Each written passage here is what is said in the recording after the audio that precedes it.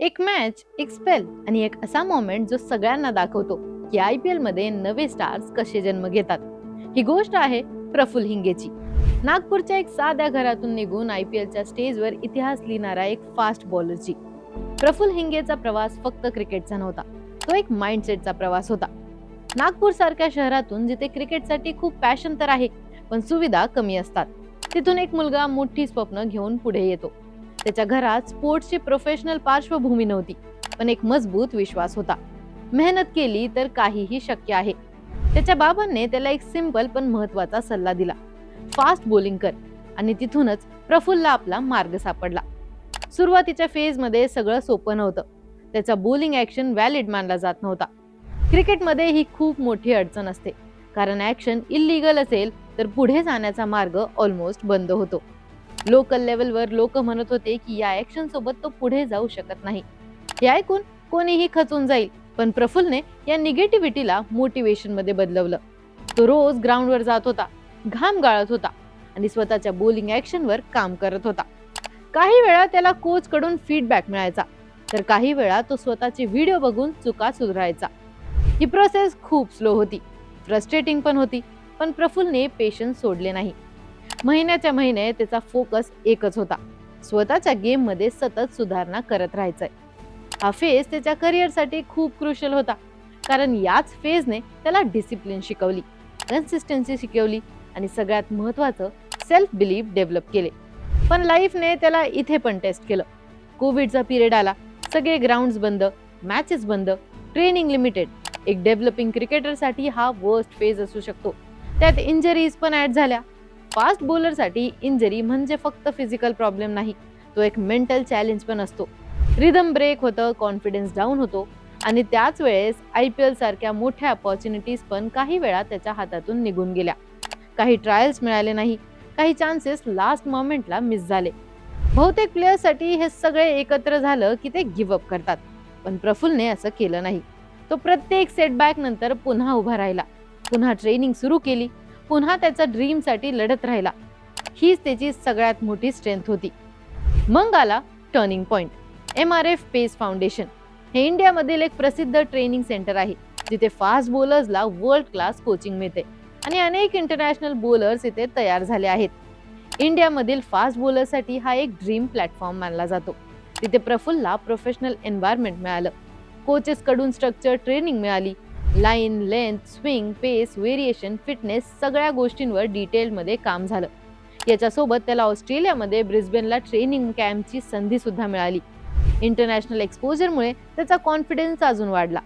तिथे त्याने fast बॉलिंगचा global standard बघितला आणि स्वतःचा गेम त्याच लेवलला घेऊन जाण्याचा प्रयत्न केला.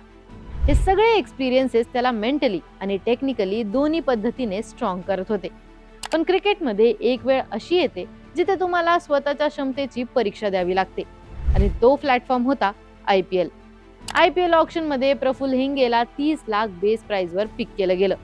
बाहेरून बघितलं तर ही एक स्मॉल डील दिसू शकते, पण प्रफुल्लसाठी हा एक ब्रेक थ्रू होता. हे फक्त पैसे नव्हते, हा एक असा प्लॅटफॉर्म होता जिथे तो स्वतःची क्षमता सगळ्यांना दाखवू शकत होता. पण इंटरेस्टिंग गोष्ट म्हणजे त्याला डेब्यूसाठी पण थोडा वेट करावा लागला. टीम कॉम्बिनेशनमुळे त्याला पहिल्याच मॅच मध्ये चान्स मिळाला नाही. पण जेव्हा तुम्ही तयारी परफेक्ट ठेवता तेव्हा चान्स मिळाला की तुम्ही रेडी असता, आणि प्रफुल्ल रेडी होता. 13 एप्रिल 2026 डेब्यू मॅच. स्टेडियम मध्ये ॲटमॉस्फिअर इलेक्ट्रिक होतं. समोर होती strong batting line-up. Pressure highest लेवलवर होता, पण प्रफुल्लचा माइंडसेट क्लिअर होता. अपॉर्च्युनिटी आहे, त्याला यूज करायची. पहिली ओव्हर, पहिला बॉल, वैभव सूर्यवंशी आउट. एक परफेक्ट स्टार्ट मिळाला त्याच्या ओव्हरला. चौथा बॉल, ध्रुव जुरेल आउट. प्रेशर डबल झाला. 6वा बॉल, लुएन प्रिटॉरिस आउट. एक ओव्हर 3 विकेट्स.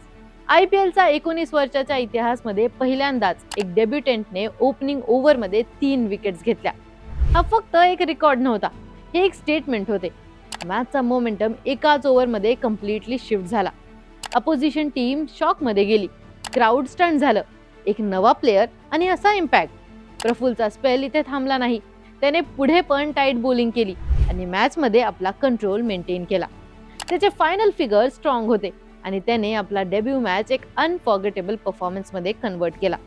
मॅच नंतर जेव्हा त्याला अवॉर्ड मिळाला तेव्हा त्याने सांगितलं, की हे माझ्या आई बाबांसाठी आहे. हे सिंपल वर्ड्स होते, पण त्याच्या जर्नीचा सार होता. त्याच्या स्ट्रगलमध्ये जे लोक त्याच्या सोबत उभे राहिले त्यांच्यासाठी हा खूप खास क्षण होता. नागपूरच्या त्या मातीने एक असा प्लेअर तयार केला ज्याने फक्त क्रिकेट खेळलं नाही तर इतिहास घडवला. प्रफुल्ल हिंगेची स्टोरी आपल्याला एक स्ट्रॉंग मेसेज देते. टॅलेंट असेल तर चांगलं आहे, पण डिटर्मिनेशन नसेल तर काही फायदा नाही. कन्सिस्टन्सी नसेल तर सक्सेस सस्टेन होत नाही, आणि सगळ्यात महत्त्वाचं सेल्फ बिलीव्ह नसेल तर सुरुवात पण होत नाही. तो एक असा प्लेअर आहे ज्याने क्रिटिसिझमला मोटिवेशन मध्ये कन्वर्ट केलं, फेलियर्सला लर्निंग मध्ये कन्वर्ट केलं आणि अपॉर्च्युनिटीजला सक्सेस मध्ये कन्वर्ट केलं. आज प्रफुल्ल हिंगे फक्त एक डेब्युटंट नाही, तो एक सिम्बॉल आहे नेव्हर गिव्ह अपचा. पण क्रिकेटमध्ये एक गोष्ट निश्चित आहे, एक मॅच तुम्हाला स्टार बनवतो, पण कन्सिस्टन्सी तुम्हाला लेजेंड बनवते. पण प्रफुल्ल हिंगे हा या ड्रीम डेब्यूला एक लॉंग टर्म सक्सेस करिअर मध्ये कन्वर्ट करू शकेल का? तुमचे थॉट्स आम्हाला कमेंट्स मध्ये नक्की कळवा. आणि अशाच क्रीडा विषयक ट्रेंडिंग अपडेटसाठी AGC स्पोर्ट्सला सबस्क्राईब करायला विसरू नका.